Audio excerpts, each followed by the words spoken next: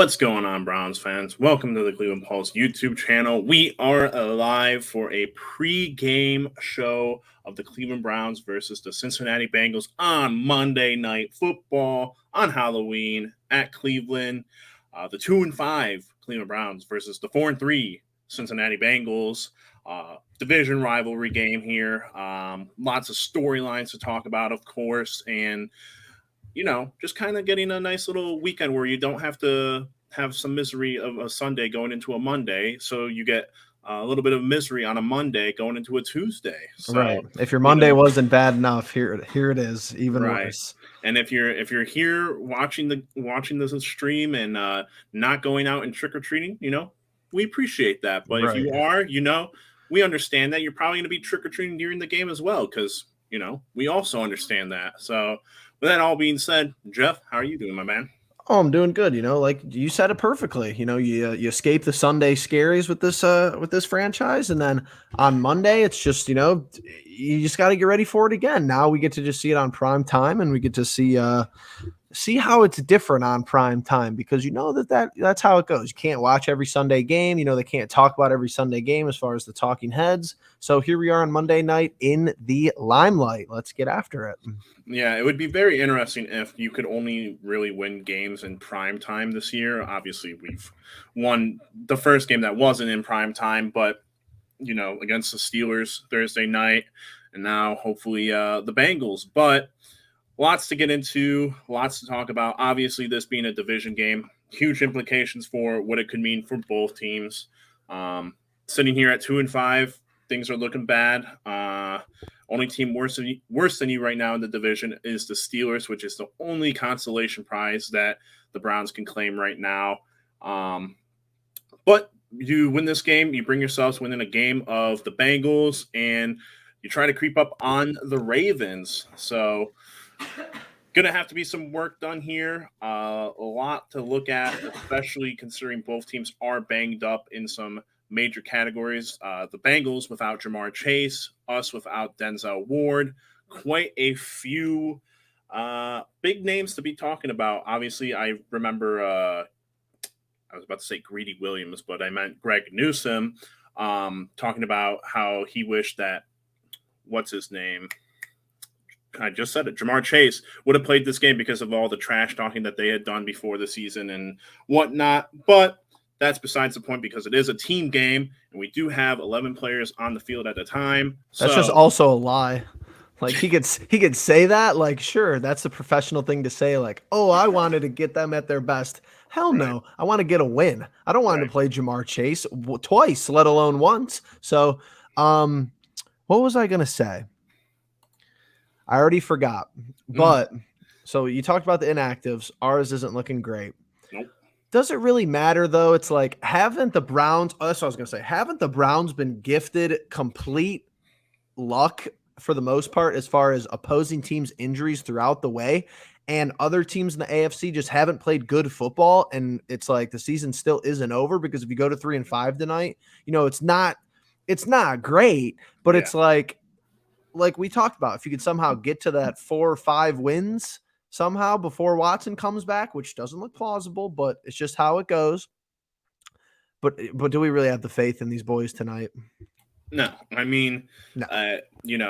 Kareem Hunt showing up in the Joker clown mask, kind of just summarizes how I feel this is going to go. Don't get me started about that, because I'm on Twitter and I think I had this freak out the last time that it was a primetime game or it was close to Halloween, because, oh my God, it's like, people don't understand that I'll be lighthearted about it if you're good. I literally told someone on Twitter, I said, work hard, play hard. We only do half of it. We play, we have all this fun, tunnel The Bengals entrance. aren't doing it, Joe Bitonio walks in, normal. What does Nick Chubb wear? See, Nick Chubb might be Batman, so I didn't want to tweet that, but then I see them tweet out a video of Joel. He's in street clothes.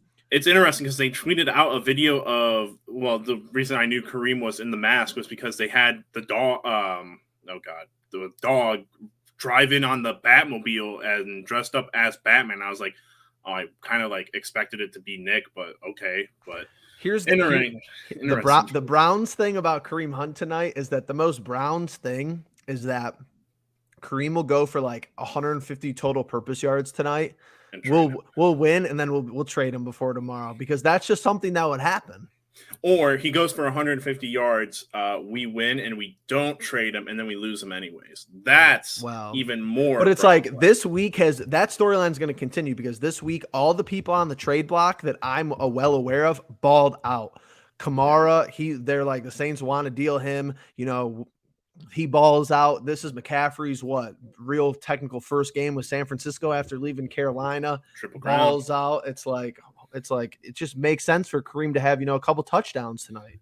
Yeah, no, absolutely. And like you said earlier about the winning this game and being 3-5, it's like, oh man, it's not great. But you look at the AFC and you're like, well, your leaders right now are all in the AFC East.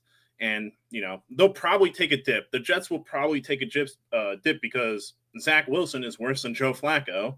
The Dolphins win any game that Tua doesn't die in. The Patriots are still trying to figure things out right now. They don't know if Bailey Zapp's better than Mac Jones. Then you go to the AFC West, which I'll be the first to admit it. I thought this division was going to be stacked. I thought all 4 teams had a chance to make the playoffs. But the Chiefs are sitting at the top at 5-2. The Chargers are 4-3. The Broncos are 3-5. And the Raiders, which poor Devontae Adams probably shouldn't have left Green Bay, but also poor Aaron Rodgers, they're sitting at 2-5. And then you get over to the AFC North, and it's the Ravens at 5-3, the Bengals at 4-3, and then you get to the AFC South. Obviously, the Titans are 5-2, and then everyone else is like, it's going to be, if you win a couple games here in a row, you realistically could get that 7th spot by the time, or be close to that 7th spot by the time Deshaun comes back, which is, the hope. I can't believe I'm still saying that, the hope, but I mean, it's like you could move up 2 spots tonight. If you win tonight, you're moving past the Raiders and you're moving past Denver, I believe, because of divisional record. I would almost be certain. So you'd be situated at the 11th spot behind Indianapolis, who is not very good. New England beat us, so that's already tough. And then you'd have a win over Cincinnati. So it's like you're 2-1 in the division if you win tonight somehow, and you have 3 wins. That's basically that's how the cookie crumbles as far as I'm concerned. Yeah, but the one thing that you can always go to as a Browns fan is that the Bengals in the last 3 years have not been very good against us. Joe Burrow has not been very good against us, which, listen, I'm all for having those kind of notes at the top of the game, but it's going to be a graphic. It's going to be a graphic at some point in the game. We'll all see it, and then it'll all go away. It'll be just like the Kevin Stefanski. He bounces back after a lost game, or he doesn't lose multiple games in a row. The Bengals also have some terrible record as far as primetime games. I think like 0-12 in their last 12 primetime games. So, I've always been a believer of just following the trend, but there is no such thing with the Cleveland Browns. So be wary. So going and looking at the Bengals schedule, obviously in games that they've lost, they've only ever scored 20 or fewer points. So if you want to win this game tonight, you're going to have to play some defense, which inactives, let me just find those really quickly. I know JOK, huge one. Denzel Ward, huge one. And then obviously you go on to the flip side. Wyatt Teller's out. That's a big hit. Teller's a big last 2 weeks. Teller's just such an underrated injury because there's just nobody like him. Even if he's not having maybe his best year ever, he gets some penalties, but he's better than anybody else we have. Yeah, and then you get down to David Njoku. So now you're tight ends, and I think Farrell Brown, he might have made it, but I thought he was in concussion protocol. But now Harrison Bryant takes over, and Farrell Brown's your backup, and the other kid, isn't he still here, Jeff? Miller Forrestall, yeah. You're running Harrison Bryant, Miller Forrestall, and whoever the third guy, because Stefanski needs them. He needs all 3 of those tight ends for whatever reason, but or he moves the offensive lineman that he's been using to fullback to. What is that guy's name? I don't know. His name is something goofy. Right, but it's funny. But like I said, you're going to have to play some defense. If this game gets if the Bengals get above 20 points, I'm going to say you're just going to have to expect a loss here because Don't know that the Browns are going to be keeping up with them if they get rolling pretty easily, but That's the most annoying part. It's like I can't even be thrilled with watching the game because to a certain point, if I just hate the predictability of the games is just to a T at this point because it's like I could already tell you with pretty good certainty what's going to happen. Stefanski's going to come out, whatever happens. Who cares about them? Stefanski's going to come out and call the best 15 plays of his life, the first 1.5 drives.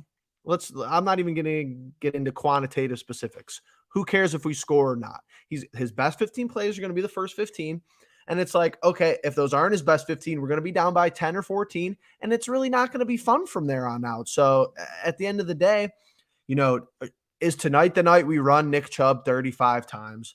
Like, probably not. Is tonight the night that, Jacoby throws 3-4 touchdowns? Probably not. So it's all pretty much par for the course with these jokers, and it is week in and week out.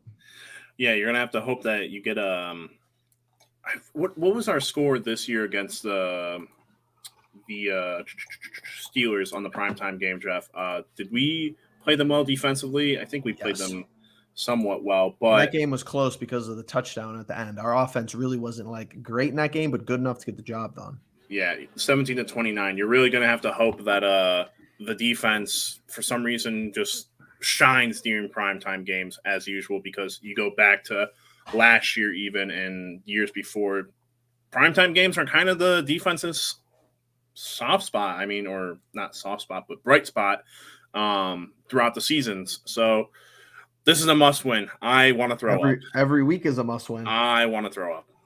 I despise, we said that a lot last year, but saying it this year, my stomach turns. It just curls up and turns just hearing it. But it's just like this is the best football of the year that Joe Burrow's probably playing, which is also an issue because he looked terrible the first couple of weeks. Like, are we going to generate 2-3 turnovers tonight in the form of interceptions?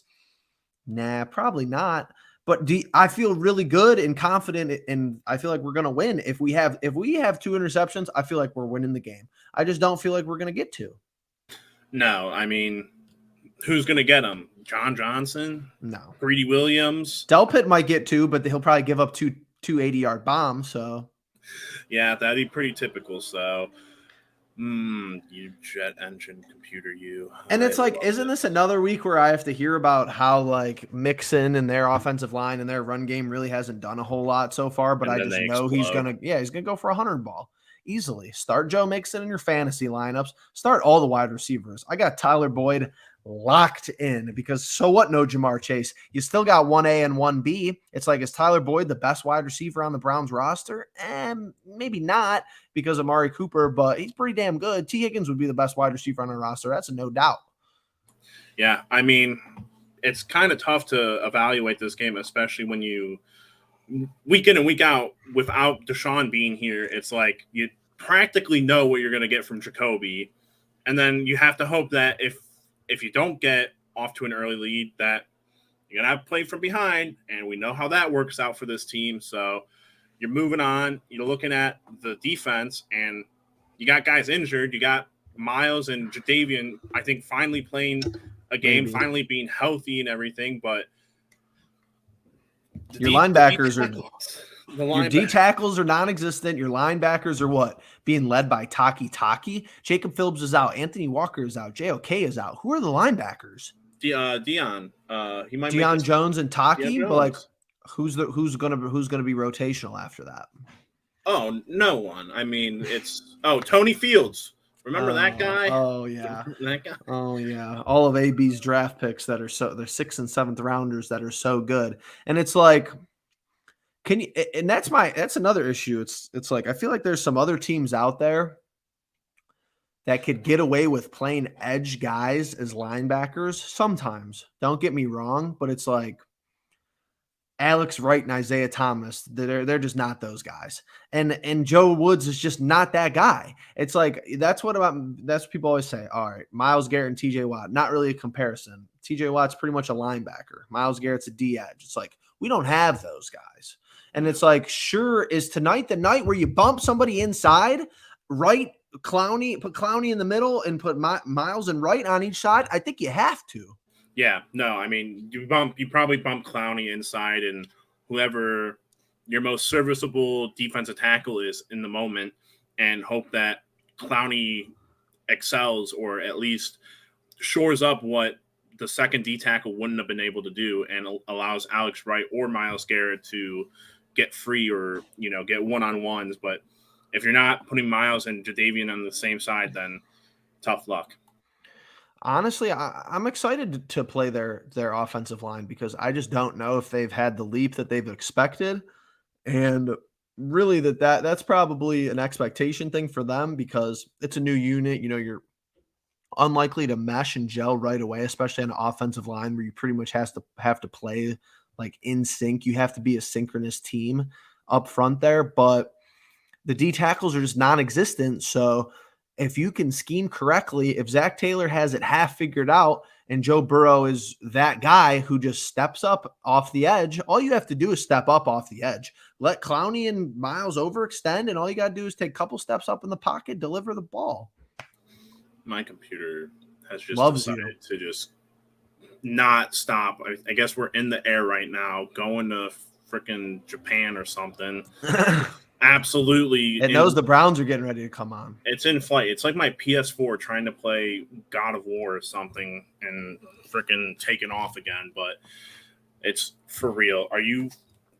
It doesn't like us. It doesn't like we It talk doesn't Browns. It does not like the Browns. It doesn't do this do it during the Cavs. Never. It's like, please put me out of my misery. Throw me out the window. Well, really though, not to be a Debbie Downer, but yeah, loss here will put us out of our misery officially. Not that we're like, happy-go-lucky Jubilee type 2 fans, but it's like tonight's the night, Halloween. Tonight's the night that if we lose, it's Cavs.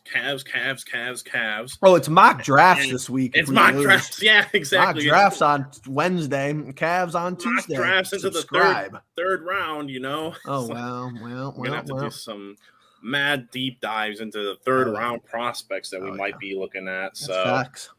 Serious question. Can Browns trade for Bradley Chubb? Well, I saw that they want first round compensation along with other.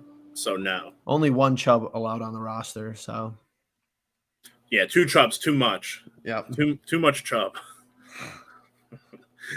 Had to get that one in there. Had to get it in there. Honestly, though, it's like, who did the Bears trade for today? Roquan Smith? Like they traded Roquan to the Ravens, that's what I meant. To the Ravens, yeah. Like, sure, he needs a new contract, sounds like 15-20 million, but it's like, and I get it. I do. I get it. You trade for Amari Cooper in the offseason. You make one of the biggest trades ever for Deshaun Watson. Like, I get it. I wasn't born yesterday. But Deion Jones, that's it. And it's like, I still felt like you needed more. You needed D tackles and you needed linebackers this offseason. I didn't think we were going to need safeties, but here we are. So, it's half and half. Here's the problem with the Ravens doing it is that the Ravens are a proven success at getting veteran guys who are upset with where they are. Calais Campbell, when he was with the Jaguars towards the end of that stint, he was upset. He wasn't, they weren't good. They weren't playing well.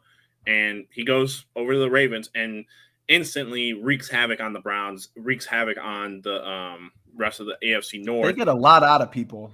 Yeah, and that's just good coaching. I mean, at some point, you would hope that happens with the Browns in terms of the defense, but that's kind of my thing. It's like, I wish you could be Kevin Stefanski and be able to get the most out of every part of the football game, but he gets the most out of the offense. That's what I'll say, that's what I'll give him. He gets the most out of the offense, and that's all. I mean, moving forward. He might not know anything about defense.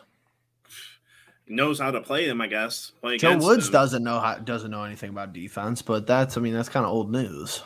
Yeah, he doesn't know about, and like at what point are we going to let people slide for not making adjustments? And I feel like, as far as between me and you in whatever different sports, but the Cavs, like, they just make better adjustments and just do the right, like they at least try to do the right things at the right time. I feel like we don't even try. You know what's interesting is last night, kind of trying to merge the bridge between talking Sure. Browns and talking Cavs is like people were like so upset with JB at some point during the game. Like, Me. the, But he at least tried. yeah, I mean, the man's, I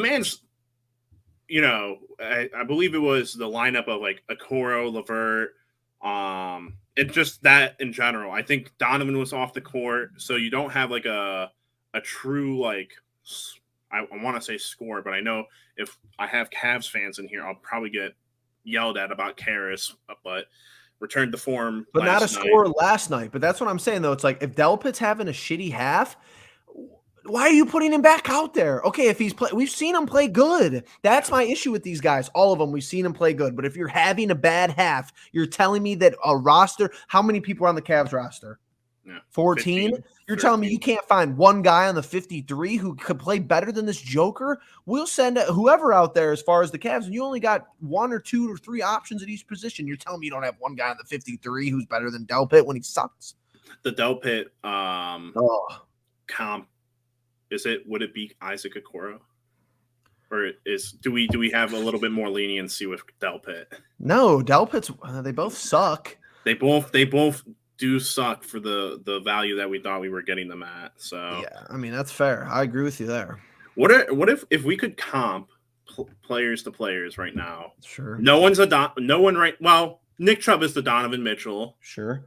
Joel Bitonio is Jared Allen. Yeah. Yep. There you go. That's it though. There's nobody else on the Browns who I think is even comparable to anyone else on the Cavs. Evan Mobley is JOK to me. Funnily enough, I know we'll get to that tomorrow. Funnily enough, but it's like DG, like you don't have like a secondary option. Who's injured right now? Who's Denzel? Everybody. I guess like Walker, maybe. Yeah, Denzel, maybe. I suppose. I don't even think Denzel's playing that good this year, though. Right. True. Man, who's our Dean Wade? No one. Nobody. We don't have a Dean. No one's a pleasant surprise. We don't have a Robin Lopez. Who's our Robin Lopez? Sky hooking it. Like we don't have anybody who's even that like established in the league at any position. We could have said Greedy if he had done what he did last year, where he didn't play the first 4 games. Greedy's young though. Robin Lopez has been in the league 15 years. Greedy's gone. Oh, here's a good one. Bebo's in the chat. This is facts. That's good.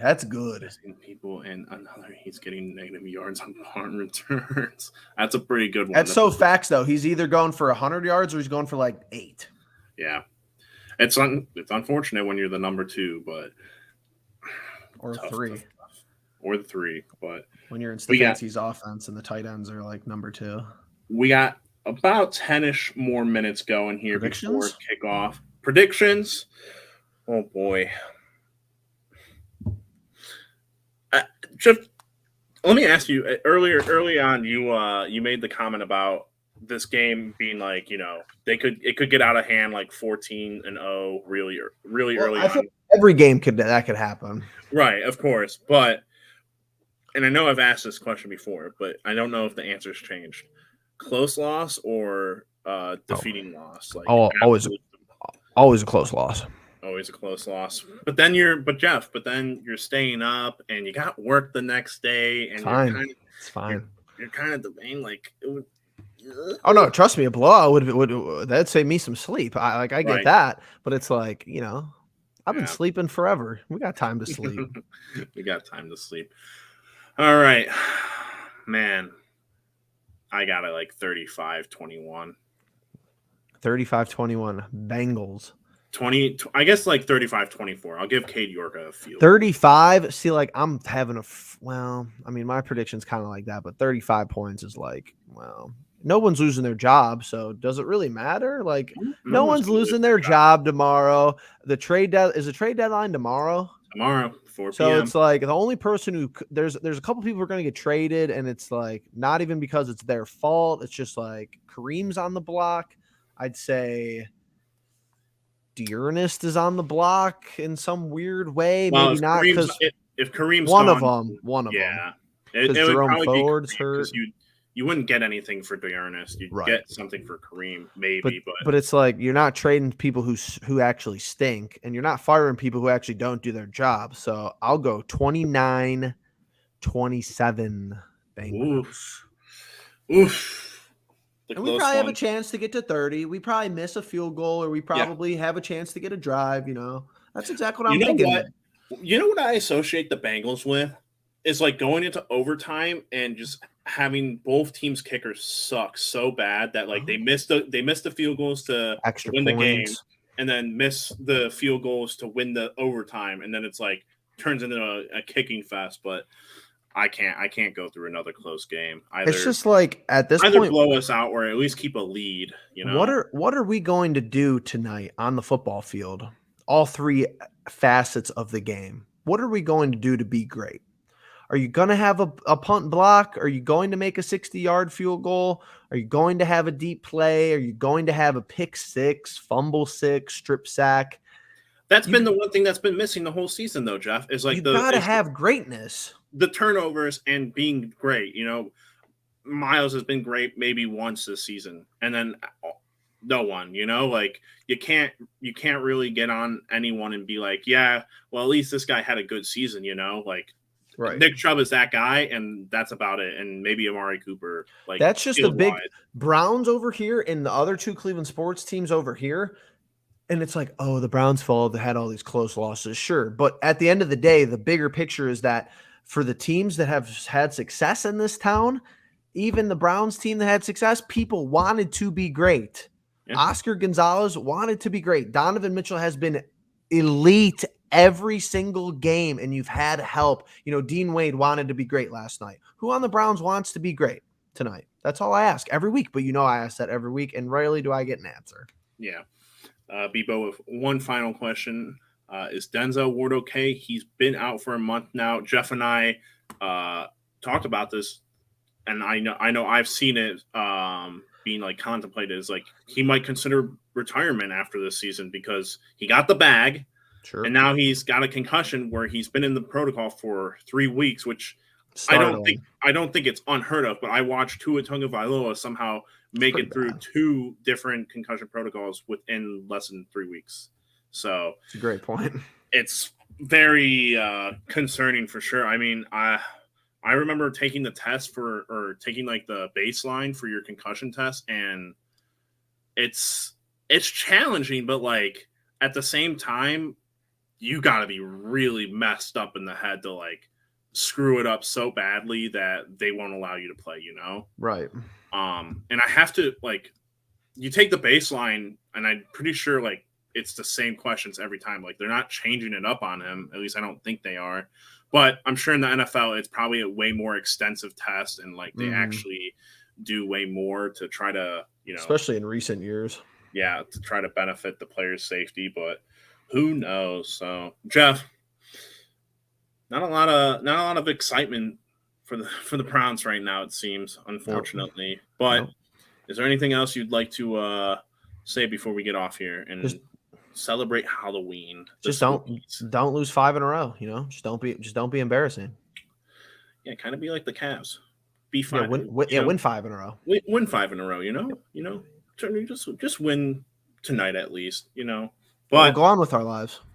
if you all made it through this and you're watching the video, you're watching after the fact or whatever, thank you for being here. We're going to be live, or not live, but we're going to record the Cavs tomorrow. So look out for that. Go check out our shorts. Logan doing a fantastic job doing some VA over there. Jeff cutting it up like a pro. Oh. Great stuff all around. But like I said, make sure you guys are liking, subscribing, commenting, and looking forward to our other content because there are other sports teams in Cleveland that have been doing well. So you can look forward to that.